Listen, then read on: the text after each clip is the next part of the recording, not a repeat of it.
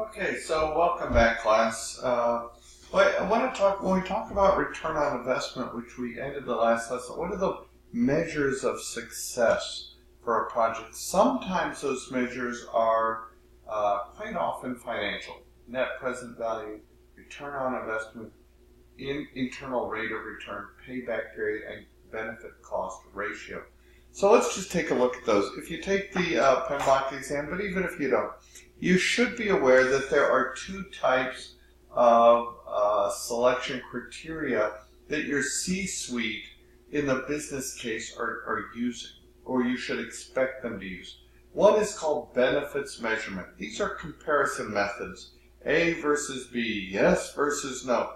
The other one, number two, is called constrained optimization.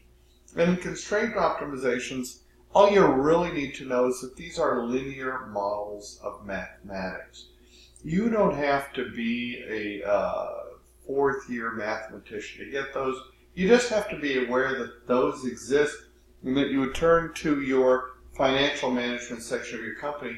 One of the questions I would always ask is, did you use any constrained optimization methods when you developed your business case? The other part, though, is back to benefits measurement. And benefits measurement usually comes in four flavors. There's a murder board, where a group of people sit around and tear something apart, looking to, in essence, brainstorm. And then there's peer review. So if I'm an accountant, I may take my product that's been developed, give it to another accountant who is not aware of it, and let them assess it. I might use also scoring models, so I might list the requirements on one side, on the left-hand column, and a weighted criteria along the top, and I might score certain companies or functions or projects. And then the fourth one of benefits measurement are called economic models, and these are on the exam largely. There are two, if you take the exam, that I really would know the formula for. Present value and future value. Present value is PV, and that equals the future value divided by 1 plus the interest rate to the nth power. And this is the value of future payments today. Now, future value, very similar, but opposite. It's the value of today's money, but in the future, okay? And FV, future value, equals present value. Instead of divided, this time it's times 1 plus the interest rate to the nth power. And again, the n on this slide should be superscript. Net present value, then, be aware of that. Know that the PV of all inflows minus PV of outflows gives you largely your net present value. Return on investment, our business leaders talk of this all the time. And instead of just purely financial, though, here, look at the definition. It's benefit divided by return to the investor. Okay? Mm-hmm. That benefit can include environmental responsibility and other things. IRR, internal rate of return, in essence, that's an interest rate. Would you rather invest in a project that we think we can show will produce 29% return on investment, or put it in a CD that returns 6% return on investment? Okay. Payback period is how fast I get my money back.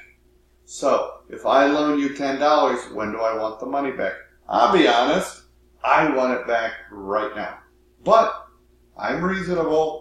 Tomorrow will do. Go to an ATM. Payback period. Shorter is better. Benefits cost ratio is the money a project will make versus the cost to build it, right? What's the benefit versus the cost? And then the final one is opportunity cost. And opportunity cost says, if I have two projects, A and B, I can't do both. If I do A, I lose the opportunity that B may have provided. And that is the opportunity cost, which is B. Okay? Here's what you really need to know for the exam. You need to be aware of these and know their definitions. But frankly, you need to know that some are bigger is better, present value, net present value. So if I have IRR of 29% or an IRR of 10%, I'm going to choose the project that has an IRR, internal rate of return, of 29%. Okay, bigger is better.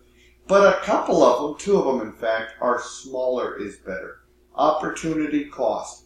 The opportunity that I will lose, I want that cost to be less because I'm losing it. And the payback period, I want that to be shorter. And it's all about the time value of money, turning little money into big money. Bigger is better, smaller is better. Okay. Couple final terms to get in the first part of lesson 1, week 1, is progressive elaboration. This is continuously detailing, the art of revisiting. Remember, projects I mentioned earlier aren't serial or linear, though we'll talk about them like they are, though it seems like they are, they're really not. And you can see that in some of the graphs in the PMBOK guide, for which the projects begin to be described. So they're not linear, they are progressively elaborated. They're always being controlled and planned and developed and that sort of thing. And the project management plan, I already mentioned subsidiary plans. So we have this big project management plan and all of the little plans, the scope management plan, the cost management plan, the risk management plan, the quality management plan. These are subsidiary plans, sub-plans to the project management plan.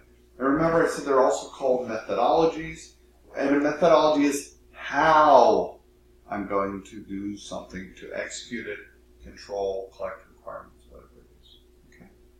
That is it for this lesson, and I hope you enjoyed it.